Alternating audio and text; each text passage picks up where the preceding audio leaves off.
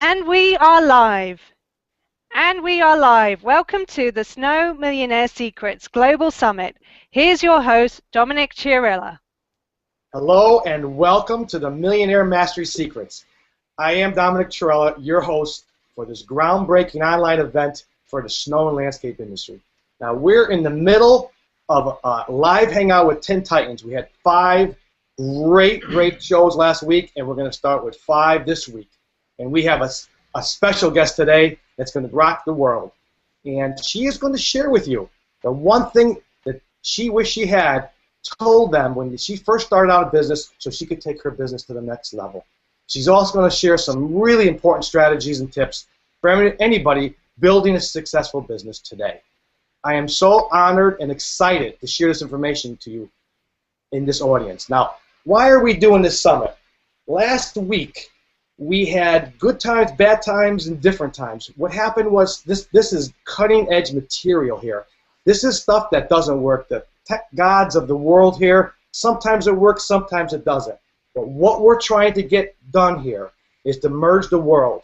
Take the virtual world and get it to everybody in the audience. I mean, just think about it. We'll be able to talk to Ellen and myself and to all the other Titans from the comforts of your office, your home, in your car. It is just great. So that's what we're trying to do. We're also trying to be able to also teach in this manner. And it's a leap. We have to jump into this, and we have to work on this to get it right. I mean, just imagine working with me one day or working with me 3 months, the same price as one. So I'm very excited about doing this work virtually. Now, before I introduce you to the guest today, there is a few things about Google Hangout. We are in a 60-second delay. So on the bottom, you're going to see areas you can put questions and comments. Please just put them on there, but know that there's going to be a 60-second delay. So we may not answer the question just at that moment. But I'll check periodically, and also on my team behind me that also is going to check. Now, before I introduce our guest today, I want to tell you a little bit about her. Ellen Ely is president of Landscape Training Solutions. She currently delivers and brokers outstanding consulting and training service ranging from interdepartmental workshops to corporate-wide intervention. Her seminars provide coaching, consulting, and keynote speaking training programs to help your organization be the best that they can. Truth, honesty, respect are the primary values. Now, as president of Ely Seminars, Ellen has worked at all levels, from seasonal workers to board chairmen throughout North America, Europe, and Africa. Primary programs are on leadership issues, communication, success, and team building. Now, she also was director of training for the Brickman Group, one of the largest commercial landscape companies in, I believe, in the world. She introduced the first training programs in Spanish, and she mentors companies' first Hispanic trainers. She also plans and designs annual retreats for 20 regions in the countries. Now, without further ado, I'd like to introduce you to today's guest, the lovely and talented Ellen Ely. Hello, Ellen. Good morning, Domenic. How are you doing? Fine, thank you. How about Doing you? Great here, and I'm glad that our team got us back on, and we are live, and we have your lovely face on there, and we can talk, chat back and forth. Yeah, we're in good shape. Now, Ellen, tell us about this. How did you get started in the snow and lawn industry? I had a position with the Brickman Group as director of training, and obviously part of their business, particularly on the East Coast, is snow removal. So I got to know more about the process of snow removal, and particularly what the guys go through during snow removal. So we did some training, and I also just learned to help with some of the stressors that they feel, some of the exhaustion. So I got to know more about the snow and ice industry, and then as I went out into my own business, of course, I met more and more companies that handle snow, and snow can be a big part of their revenues, which is a very important part of any landscape company. Well, most of us, it seems that we're landscapers and lawn maintenance people or similar, and then some of us, like the majority of us, seems just added on. There are some of us just like right on the ball, and they're not professionals, but it's more a part of them. So you worked with one of the largest landscaping companies with the Brickman Group.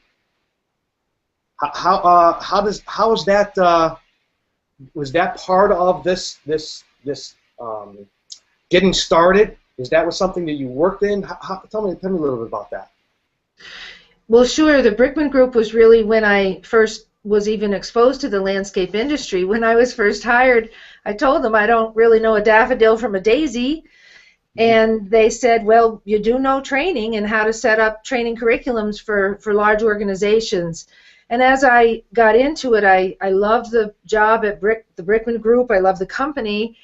And I just learned that it's such a fascinating industry with the intercultural dimensions, without, being able to be outdoors a lot of the time, being one with the earth, so to speak, and just the diversity of the industry. So I really loved it from the beginning when I started with Brickman. Yeah, there is something nice about being outside in this, when you see something of beauty and you can walk around it. There's something serene about it, that's for sure. But Ellen, you took a leap and you started your own business. What was the driving force behind that?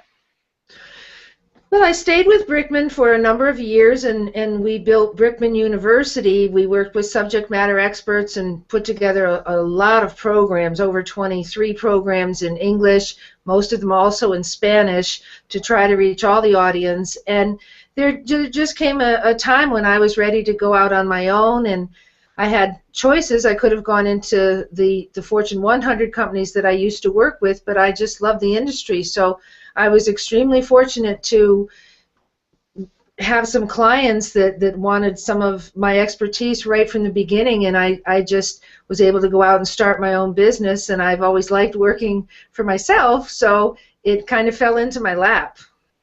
Oh, really? Has the road been easy? I mean, starting your own business as opposed to working for one of the larger companies? I don't think it's easy, and I think if people are attempting to start their own business, whether it's a small landscape or snow removal business or any type of business, they need to be realistic that, the myth that you'll have more time and make more money isn't really true. It takes time to develop your accounts, and for the most part, people who work for themselves work more hours than people who work for a regular company. So I would not say that it's easy, and at this point, it's such a seasonal business that in the summertime, I have a fair amount of free time, or at least I'm not working 14-hour days, but from January until May, I work tremendously long hours. I'm often in the yard at 6 o'clock or 6:30 and do ride-alongs or do training seminars, and then at the end of the day, go out to dinner with some managers and coach them. So it's really long hours, which isn't easy, but when you love what you're doing, it's not hard either. Yeah, they always say that. But, Ellen, you hit the nail on the head. I think what happens here is that you work for a company, and you're really good at what you're doing. Like you're in training, some people in Arbor, and all of a sudden you say, I'm going to take this leap and start my own business. And you hit the nail on the head, because I don't think people will realize now you have to do sales. Now you have to talk to clients. Now you have to do proposals. You have to do accounting. You have to do management. You have to do repairs. Now you're doing all these things except what you love. So that road does get very, very difficult. In the beginning, especially the technology part, Dominic. Don't forget about that. We're having such a good time together, aren't we, with this? We are. Well, we'll get it. With technologies, Ellen, I'm telling you right now, is we talked about it this morning. Use what is good for you. That makes it better, not worse. If it takes longer, something is wrong, and you shouldn't be using that kind of stuff. So we will figure this all out. We really will. Well, it's the wave of the future. I know that. My mentor is always telling me that I need to get more technologically savvy. So I'm very fortunate in my business that I really don't do much selling at all either. I've been just blessed with all the work I've gotten is through word of mouth, referrals, and that's what people starting their own business really need to aspire to, is to get referrals and have your business grow the old-fashioned way, that people tell other people that you ought to contact that person, and then you don't have that additional stress of worrying about sales and marketing. Yeah. Well, that's where I think some of us, a different generation, we're like the baby boomers and maybe the X generation. You're correct. It's I don't know if it's the old way of doing it, but it's face-to-face are the best. And to use this technology as a communication tool or a storage tool or a device that way is what it's all about. You hit the nail. I mean, really, you got to be face-to-face. That's when the best time to, to get this information. So that's never, I don't think that's ever going to go away. I just think that sometimes, like what we're doing now, is the second best. So they can see us and talk to us. It's almost like the best thing. So that's what this technology is about. Particularly, Dominic, I think in our industry, you're helping our industry become more technologically savvy will be a huge help, because the majority of the landscape industry and snow removal companies are right around 1 million or a little less. And so the way that those of us that do training and maybe have things we could share can share with much broader audiences through technology than expecting small companies to be able to afford what some of the consultants cost. Yeah, that's right, Ellen. Is the first step with this is, because our industry is new with this, is to help understand what the social platform and these devices are, and to help them first and foremost, and to get them comfortable.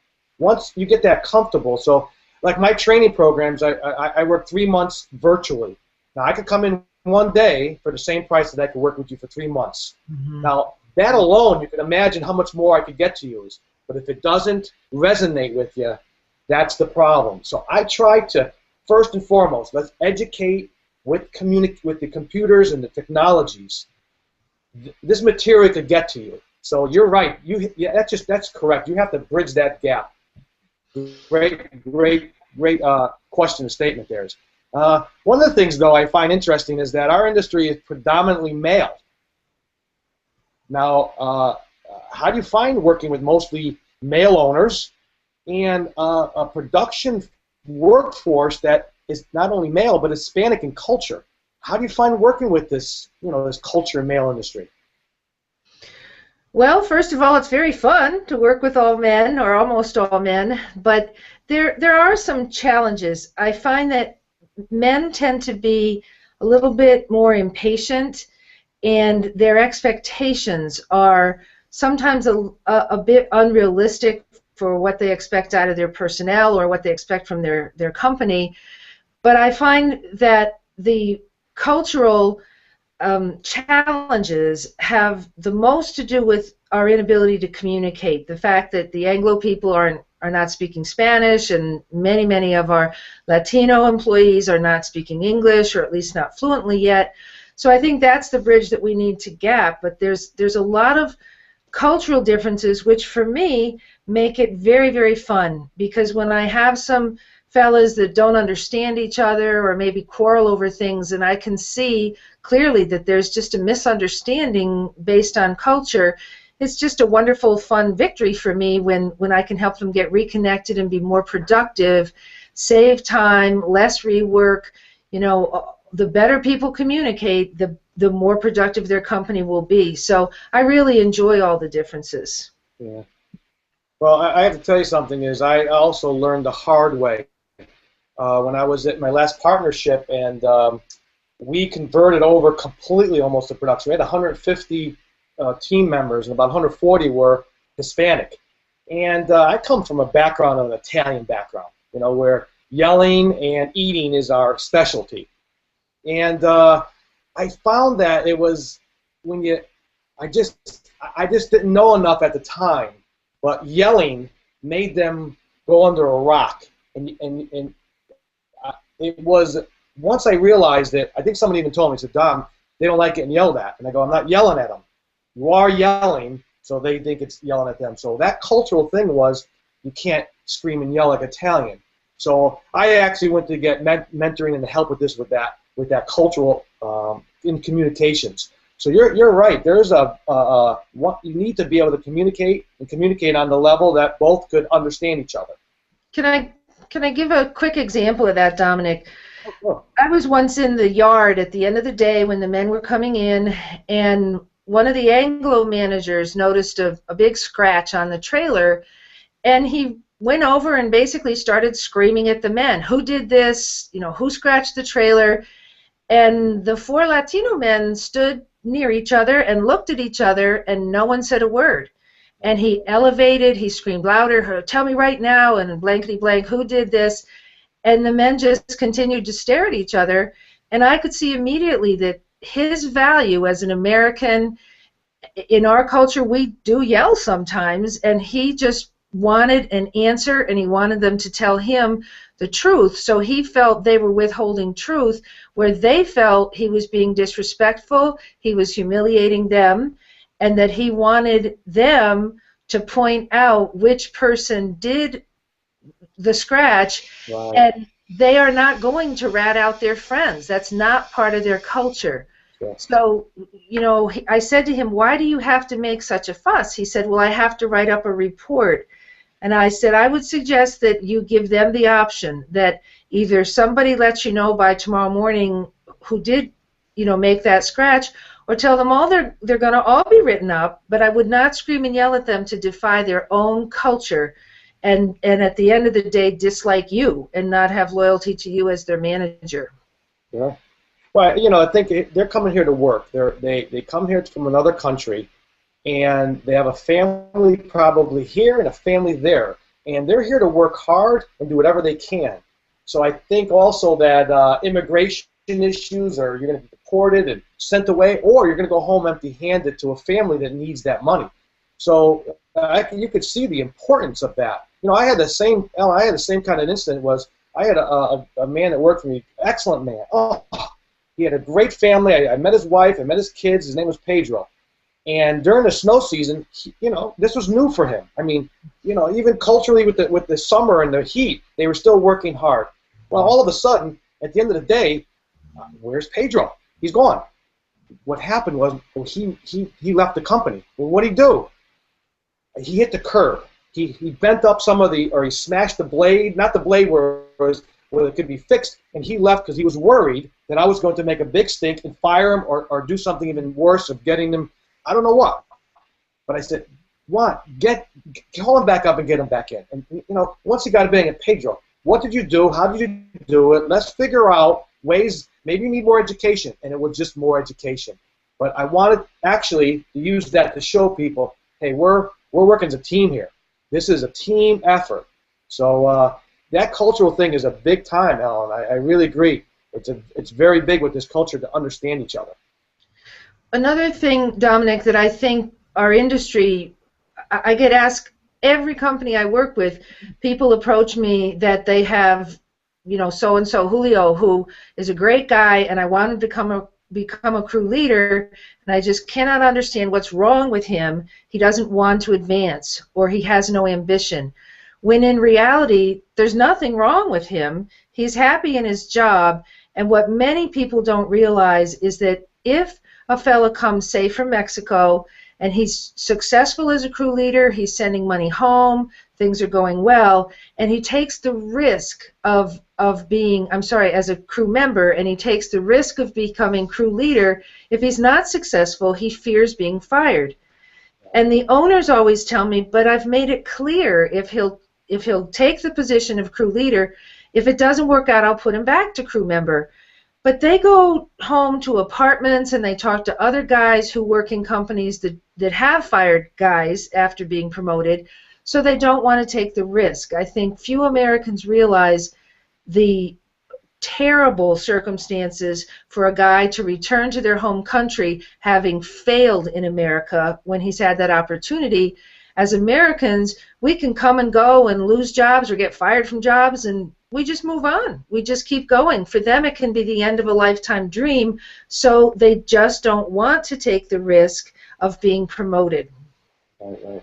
Well, I know that in some of the companies that where I was director of operation, but also some of the companies I do now, is one of the things that I know would help out this is that usually when you have this hierarchy of supervisor and the foreman's under them, I talk and train the supervisor as well as the foreman to start training and start helping the people under you that want to take that leap. That's nothing wrong if you want to stay where you are. Truly, you could be the best. You could be the best right there.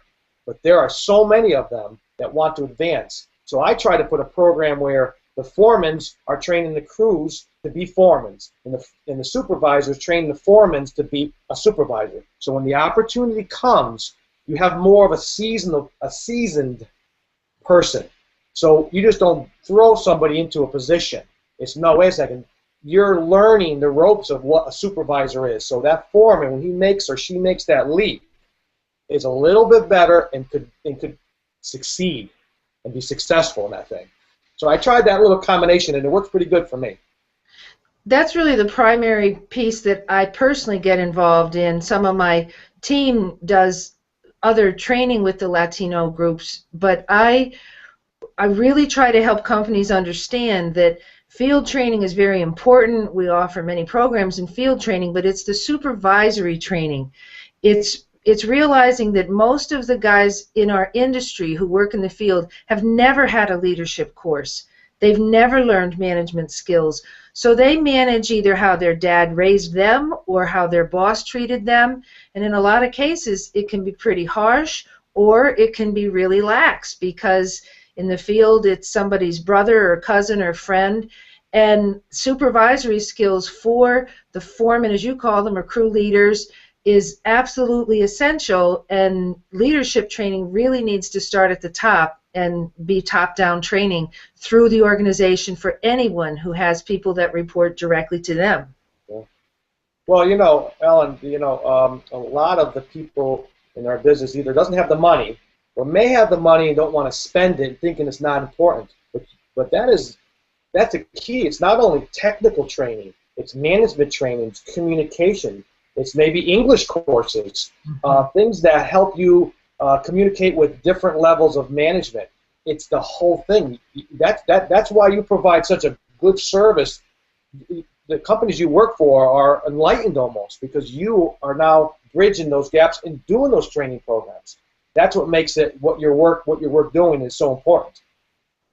That's what's so exciting to me when I'm working with companies that I believe are very right-minded and really want to help their employees be the best that they can be, but realize the sources and the issues that cause problems for people to be the best. And one of the quickest way to stop rework, which is in my mind the biggest money leak in our entire industry, is having to go back to a site and fix things. If things are properly delegated because people have had the training, then you shouldn't have that much rework. Right. Well, but things do happen, and you must probably have training that also helps them understand this. I used to love, at times, crises. I don't want crises every day, Ellen. Don't get me wrong. But those were the opportunities for the different leaders or different managers to do something. If something happened, I knew that I converted from that hot-headed Italian, culturally screaming and yelling, to a person that they always knew that they would come to me because we're going to solve this problem first, because usually it's a client issue. Then we'd figure out later on what happened. And that's the value system. That's a kind of a way, and I know some of the work you're doing is exactly that. You're teaching that leadership value. You mentioned that trust and respect. That's trust and respect. I know that this example was for me, as well as me respecting them, because I knew they were doing a good job or the best they could. So it's a two-way street with this. It is a two-way street. So is this what you think? I mean, what are the biggest mistakes? Are these some of the biggest mistakes in the training that they make? I think there's two major mistakes that are going on. One is that oftentimes owners or HR, the people in charge of training, they don't speak to the end users. So you need to get out in the field, talk to the men, have an approach that the men feel comfortable that they'll tell you what they really feel, and they often have by far the best ideas of how to improve things, how to handle customers, how to handle the site. So I think one thing is that senior management needs to listen more and solicit feedback from the field. The second thing is, in the field, I see that mostly men, tell versus train. They just tell the guys, they show them, here's how you plant, you know, you go 6 inches down with this plant and spread the roots and put it down here, and they just demonstrate it, and then they say, do you understand? And of course the guys always say, CC, yes, I understand, when they don't. So that's why we offer so much in Train the Training, to get people to understand the importance of how to educate adults, how to educate people with minimal education.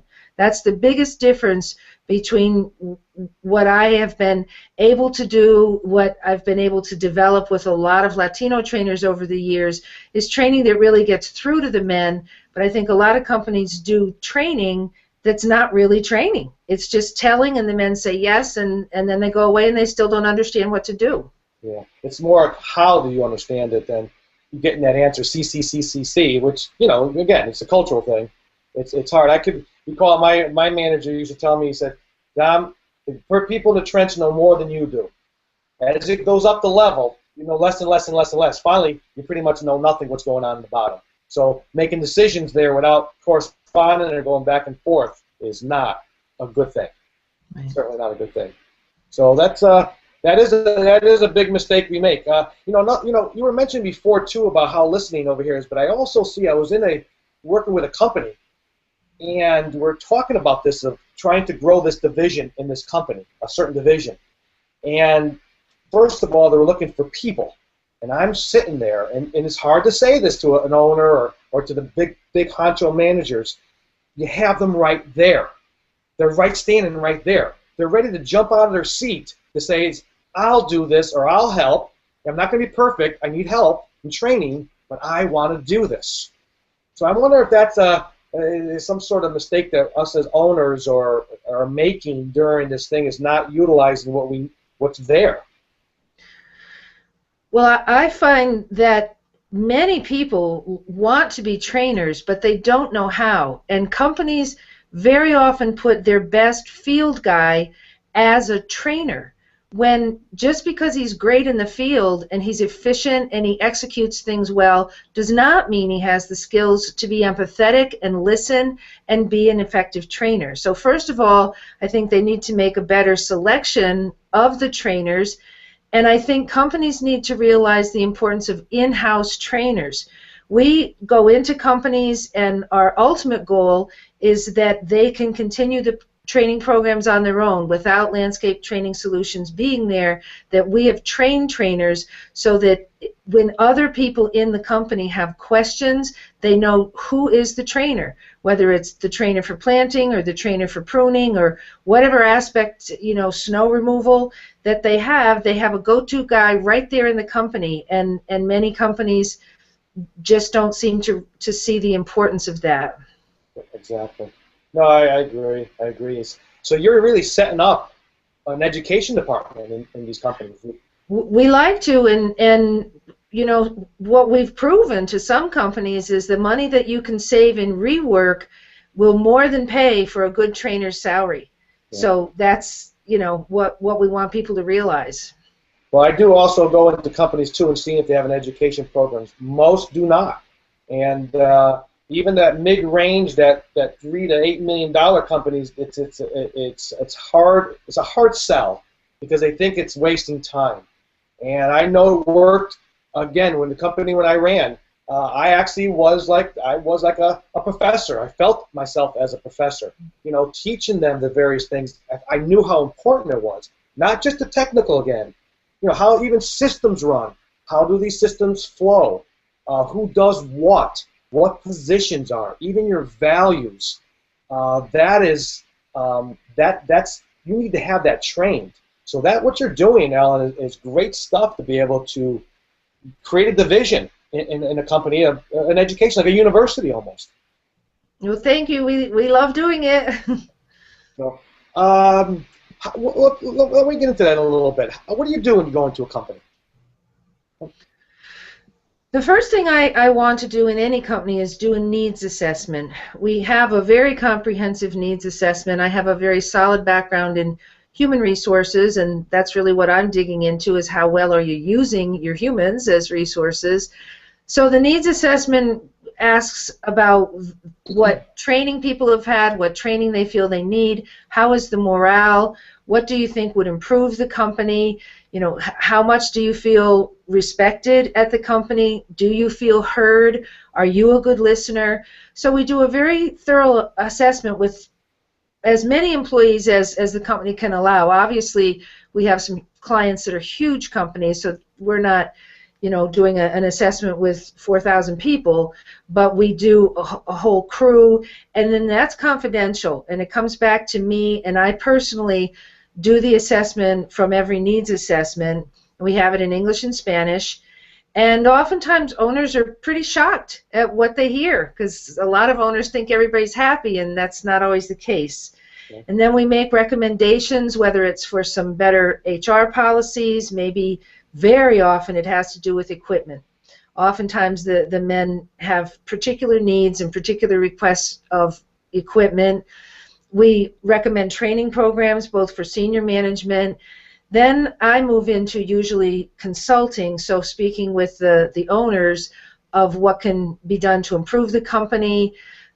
We look at everything, their salary structures, how efficient are they in the field, what is their scheduling and routing. And then we send in trainers. I do a lot of the management training myself, and then various trainers will train middle management, account managers, project managers, crew leaders, and foremen are trained by our Latino trainers.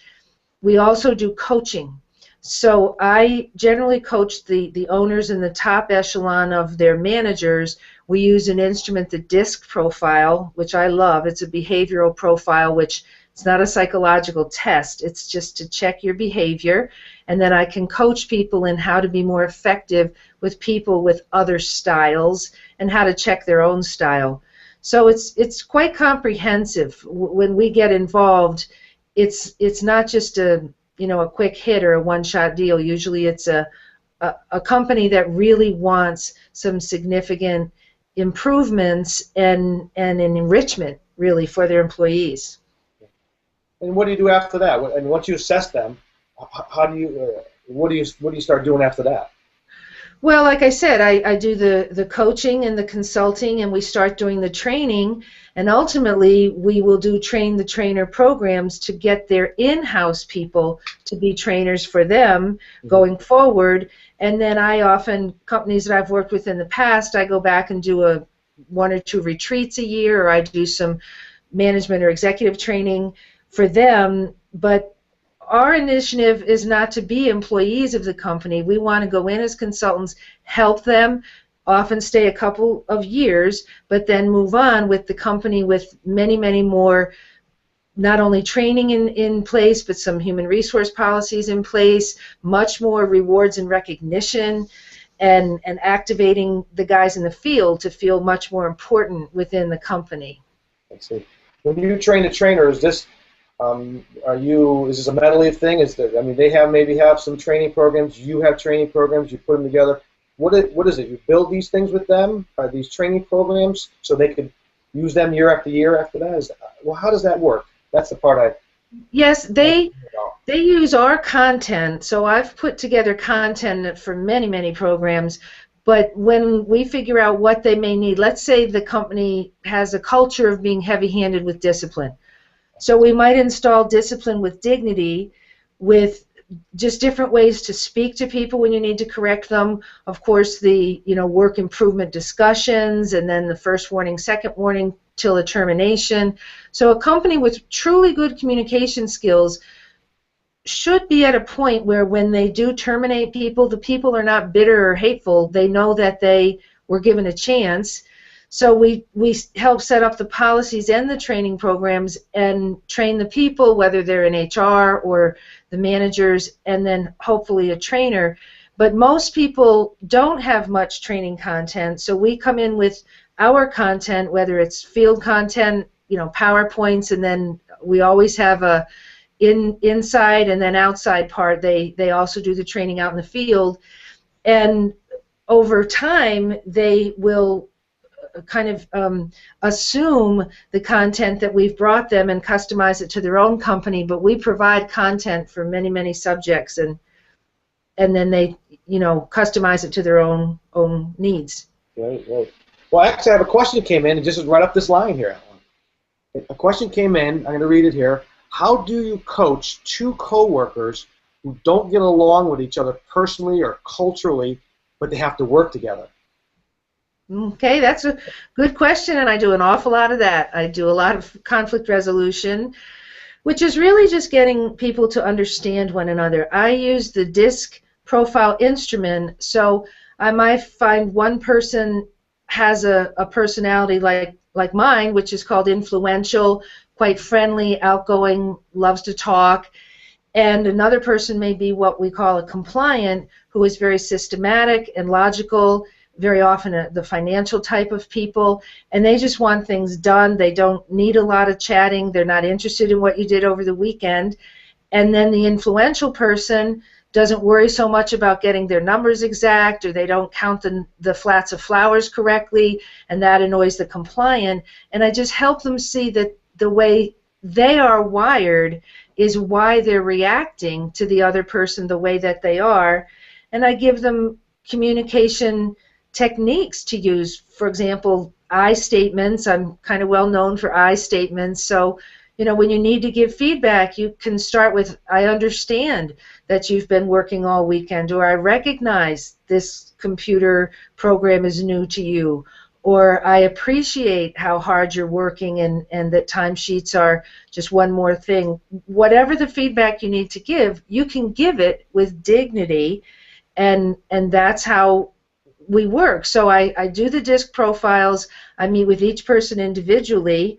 I have a form for them for communications clarity, and I assess the form, and then I get together with them, and we talk it through. And I must say I'm really proud that I probably have about a 90% success rate of people who up until then didn't like each other, couldn't communicate, fought all the time, and once they truly understood each other and started to use the communications practices, they were able to work very, very smoothly. Wow. Well, that was a good question. I'm glad it came from the audience. Now, you're also growing your own company. You grow people's companies through education and train the trainer. But how do you grow your company? You seem to be jamming with work and people, and you work with some very good to great companies. How are you growing your company? I'm very fortunate that all the clients that I have come through word of mouth, so that's a wonderful way to grow, and I do hope in the future to grow by using technology, by reaching some companies who may not be able to afford a consultant. So I guess I've had it much easier than most people in the sense that I've been able to grow without doing a lot of sales and marketing, but I do attend conferences. Sometimes I do speeches at the conferences, but I just try to be present to people, and I'll often help folks who'll call me with a quick question that there's no charge, that they're a company that can't really afford the services, but I'm just more than happy to help and help grow the industry. But the company has kind of just grown on its own. Yeah. Well, Ellen, we go to these conferences and you hear everything. Everybody's looking to grow. And you always, I don't know, it's something that I find that I don't think they're asking the right question, because you always come by and they puff out their chest, or they say, I'm so-and-so, I'm 8 million, I'm 10, I'm 12. And they're always looking to grow. But I have a feeling that I don't think growth really means just always dollars and cents. And I like the audience to understand is when you grow, maybe you're growing just for making your business healthier, you're making your net bigger, or you're getting a better life. So growth, with anybody, with your company, with the companies you work with, the companies I work with, growth is something that is a more of a success thing. You want to be a healthy, thriving company. And that's good enough to be successful in this business or to grow. For me, Dominic, as I get a little older, it isn't about money for me. It's really about the relationships and seeing the change in a company, seeing the change in the employees' lives who live in that work environment. Right. But for me, I really like some of the growth frees me up to have some more personal time. I haven't done as well as I'd like to with that. I still travel and I'm on the phone pretty constantly, but the growth does allow for that, because then you can hire other people and train them and grow your business. But I think I've seen too many folks whose whole goal was to grow financially, and they wanted a bigger company, and they grew too fast and they blew it, and they either are now divorced or alcoholic or depressed or bankrupt because they weren't exercising balance in the growth. They were just interested in making money versus keeping employees happy and taking care of their own selves, their own health. Right. Well, that's an interesting way of looking at it with growth, is because I know in the beginning of the program you were talking about this balance in life and how hard we work, and I think a lot of the audience doesn't realize how hard the men and women who are very up there in the top 5%. There is, though, some things that you do become aware of when you're growing. I know when I was in a partnership and we grew tremendously, I did find my work was getting less and less and less. Mm-hmm. And it wasn't that the work and the whole company was getting less.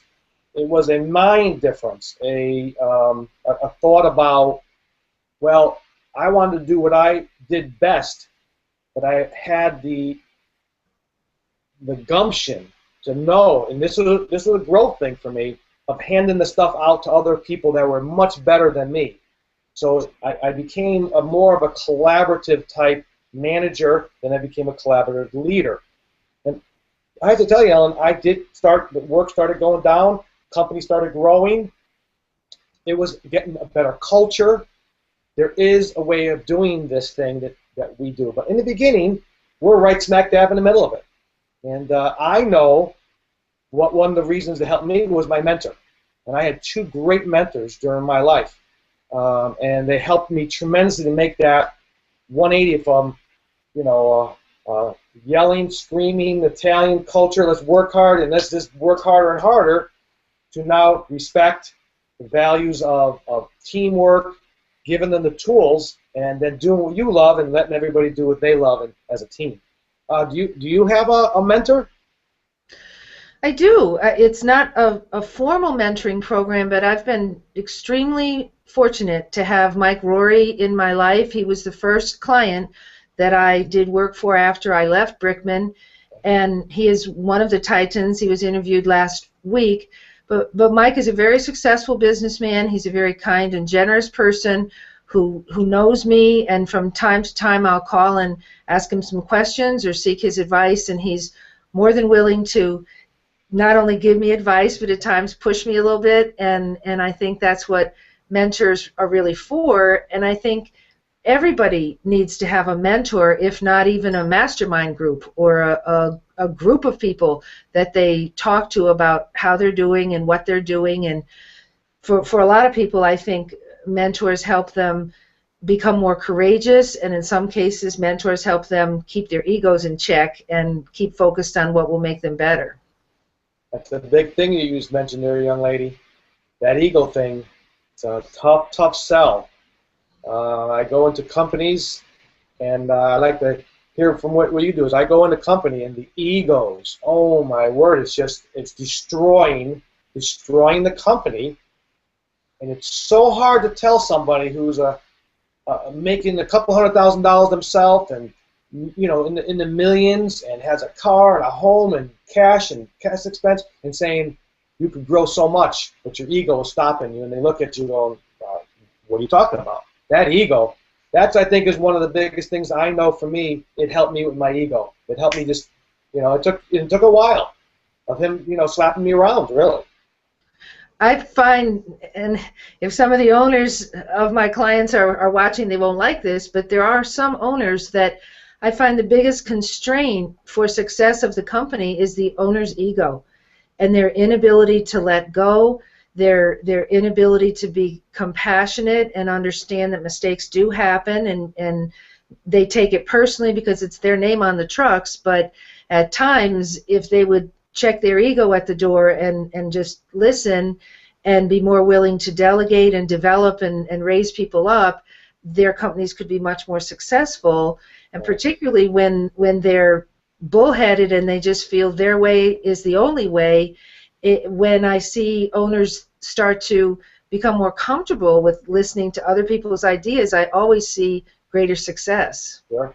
And you can see some of the people that I've been interviewing, these guys, you watch them in their companies when you go there and you watch them, and you could see the difference of someone that knows everything or has that chip to someone that says, hey, wait a second, I don't know everything, and I need you, so help me. And it's an amazing thing. You know, Alan, just what me and you were doing. We're sitting in the background, your team's on your side, my team's on my side, getting this technology to work.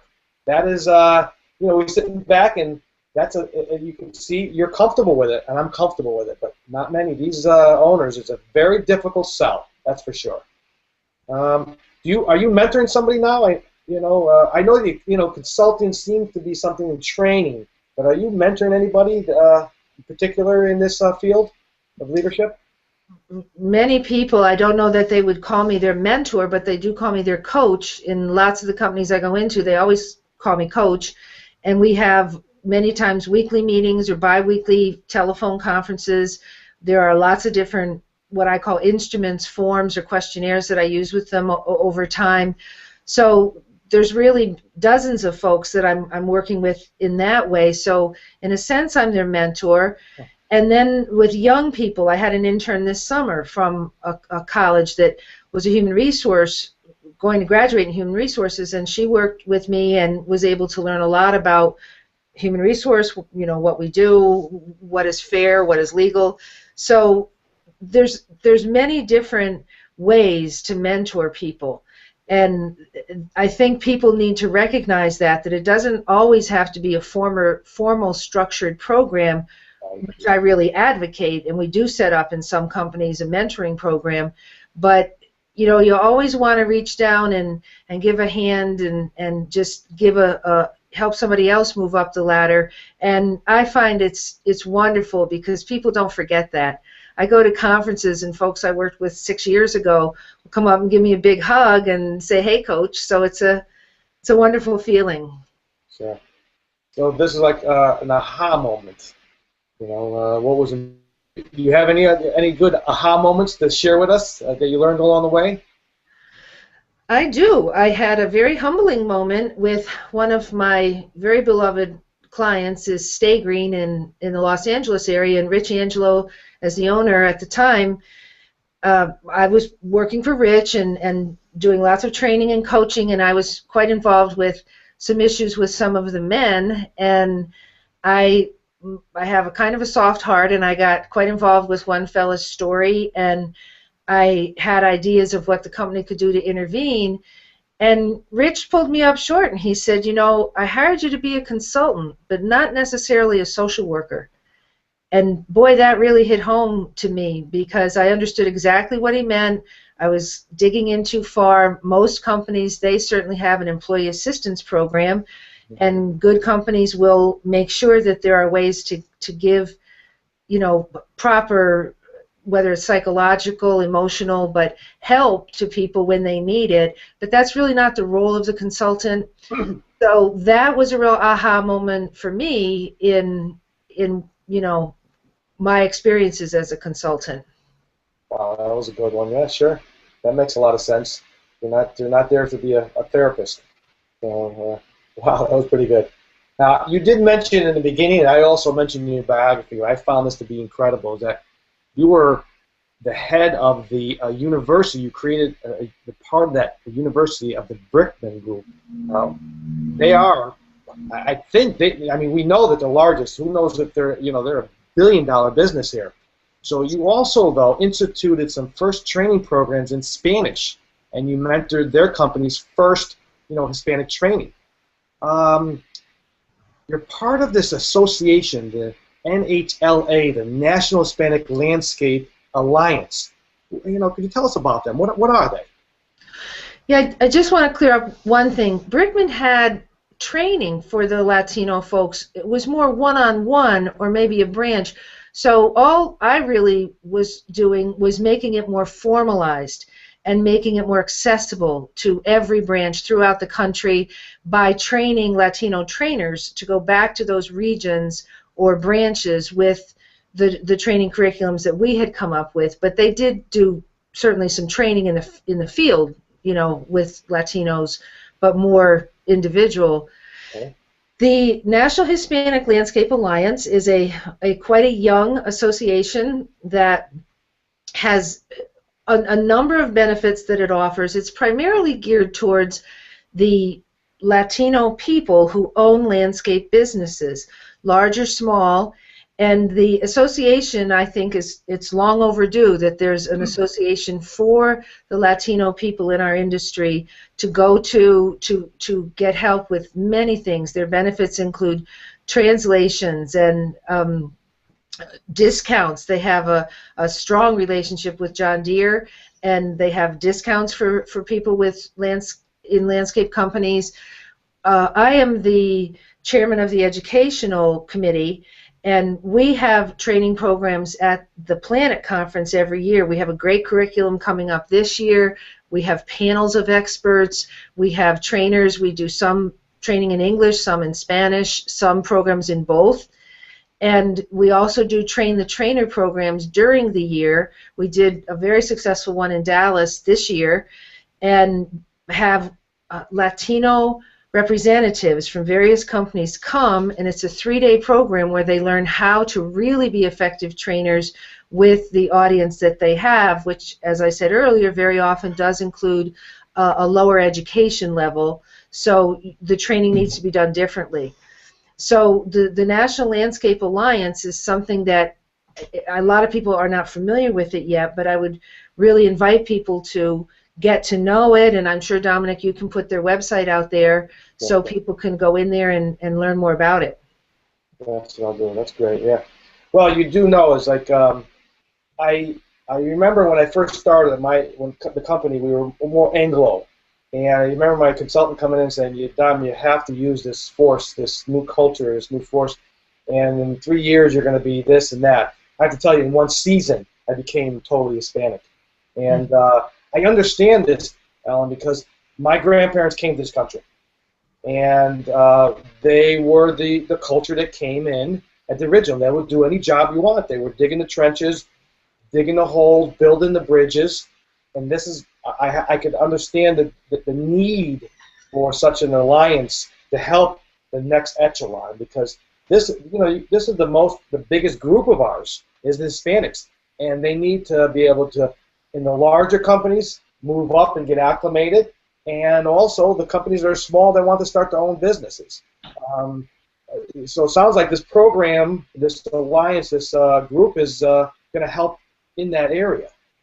Eventually, we hope to have cross-country mentoring programs where folks from one company may be mentoring a person in another part of the country. But one of the things that I investigate when I very first go into a company is how many Latino leaders do you have? How many account managers and project managers and irrigation managers? And if the answer is none, I have to share that I think they're falling behind the 8 ball, because companies, those that recognize the importance of developing the Latinos as leaders, will also have the employees that see that leader be more inspired and more willing to take promotions and more excited about moving up. So we all need role models, and in a company, if there aren't any role models for the guys in the field, they aren't as motivated. The companies that have great role models, one of my very favorite clients is Gachina in San Francisco, and they have a very strong representative proportions of their account managers and project managers are Latino. They have a Latino branch manager, and the majority of their branch managers all speak Spanish fluently. So, I see the cooperation and the teamwork in a company like that is really escalated by that ability to communicate. Well, I think you're right on the money here. Is when I was working in some of the groups and even in my old partnership, is when I had that liaison. I know my foremans were Hispanic, and it's sometimes a level that they only understood Spanish, but their supervisors were Hispanic that understood too. And even my manager, my assistant manager, they went to the manager level, was Hispanic. And they do understand. It's nice to be able to sit back and watch because they communicate better. Not to jump out. You know, I'm a jefe. You know, I'm the jefe. So when I walk by, they stand to attention, but I try to shake their hands and smile and say, hey, I'm just respecting you as well. But it's really something when you watch this communication.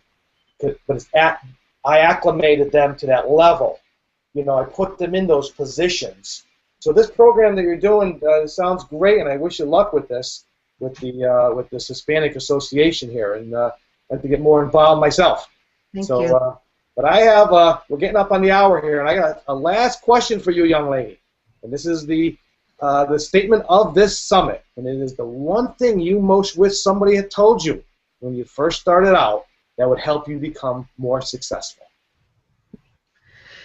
I don't know that my answer would be what I wish they had told me as what I wish I had listened to, because people have been telling me this for a long time, but it really is important to take care of yourself and your own body and your own energy level and your mental health, because I travel sometimes for months on end and truly only have a few days at home from January 1 till the end of May.